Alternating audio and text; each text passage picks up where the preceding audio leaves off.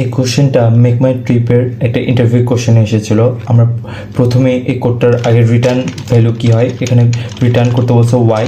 So আমরা console dot log y safe আমরা যদি এটার রিটার্ন দিতে চাই নট অ্যাপ ডট জেস।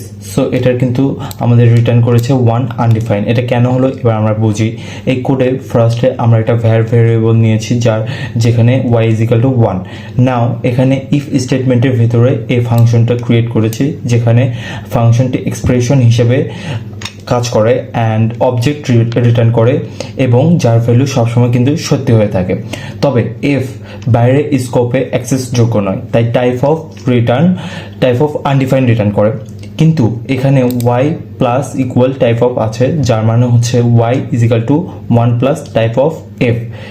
এই জন্য এই ওয়ানটা এখানে যুক্ত হয়েছে এবং আনডিফাইন্ড রিটার্ন করে। সো আজকের মতো এইটুকুই, দেখাবে আবার জাভাস্ক্রিপ্টের নতুন কোন প্রশ্নে। ততক্ষণ keep learning and keep explore.